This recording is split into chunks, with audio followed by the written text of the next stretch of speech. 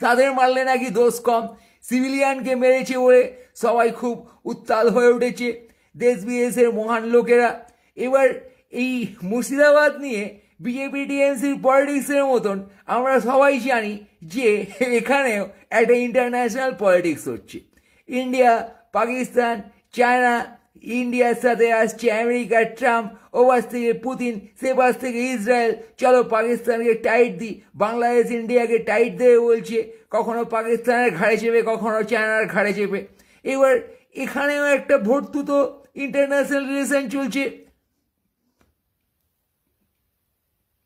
সেখানে মোদি আর মোদির ভর্তুতো বাচ্চা তারা সবাই মিলে ঘর মে ঘুষকে মারেঙ্গে বলে জনমত আদায় করছে। শেষ কথা জনমত আদায় করা এবং ক্ষমতায় থাকা। সেই যা কিছু ইস্যু সেগুলো আমরা ক্রিয়েট করি, অথবা ক্রিয়েটেড যখন হয় আমাদের লাপরওয়াহির জন্যে, আমরা যখন ইন্টেলিজেন্স, প্রশাসন, পুলিশ, রাজ্য, প্রোটেকশন, সিটিজেনের জন্য কিছুকে না লাগিয়ে নিজেদের পদে এবং নিজেদের ভোটের পদে সব গুজে বসে থাকি, তখন আমাদের বালনাগরিক যখন বেঘরে মারা যায় তখন আমরা সেটাকে নিয়ে পলিটিক্স শুরু করে দিই এবং সেই ফাঁদটা আমরা পেতে রাখি। আমরা রাষ্ট্রনেতারা, বুঝছো বাড়া, আমরা সেই রাষ্ট্রনেতা, আমরা তো দেশ চালাই। এটাই এই জনগণকে আমরা ছাড় পোকার মতন মনে করি। এই বিশ্বন্দে কি যেন নরপশু বলে আবার বলেছেন, পশুকে অপমান করতে চাই না, নরকীট। আচ্ছা স্যার, কীটকে অপমান করে দিলেন। কীট বলে কি ওরা প্রাণী না?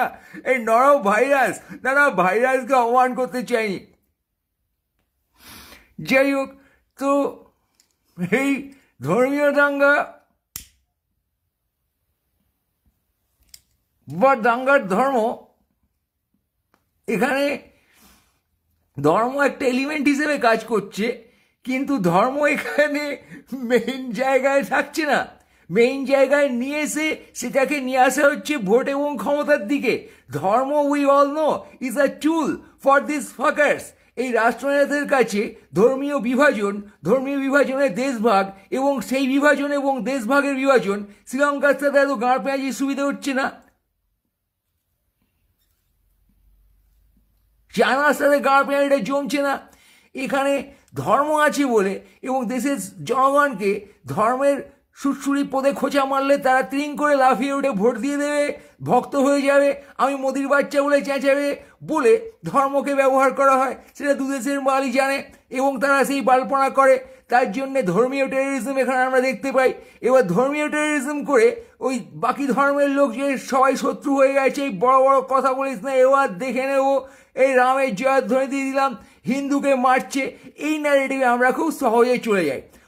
অনেকের গাড়ে খুঁজলি যারা ধরবে, পোঁদে ডান্ডা ধরবে, এসব কথা বলছিস, বাড়া কেলিয়ে ছেড়ে দেবো। কিন্তু বন্ধুগণ, একটু খতিয়ে দেখলে বা একটু ঠান্ডা মাথায় দেখলে, যদিও এসবের পরে ইমোশনাল কদিনের জন্য হয়ে যাওয়াটা আমাদের জাতীয় কর্তব্য এবং আমাদের স্বভাব, আমরা তাগড়া ইমোশন খেয়ে যাই। এবং তারপরে প্রশাসন যখন ঘেটে দেয়, ওভার কেস যখন প্রশাসন ঘেটে দেয়,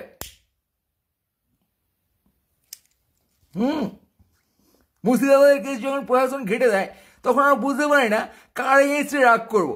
এখানে পাকিস্তান এবং ধর্ম পাওয়া গেছে, তার এগেনস্টে আমরা ইন্ডিয়ান এবং হিন্দুগিরি করে একটা তীব্র হুজ্জুতি চালিয়ে যেতে পারবো।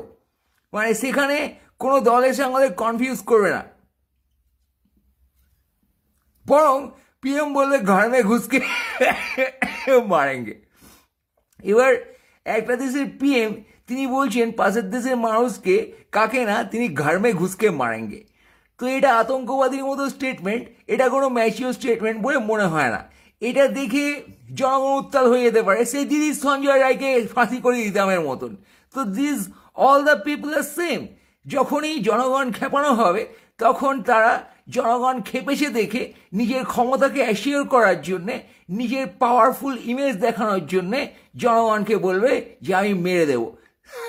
এবার এই মেরে দেওয়াটা কোনো রাষ্ট্রনেতার কাজ নয়, মেরে দেওয়াটা কোনো নেতার কাজ নয়।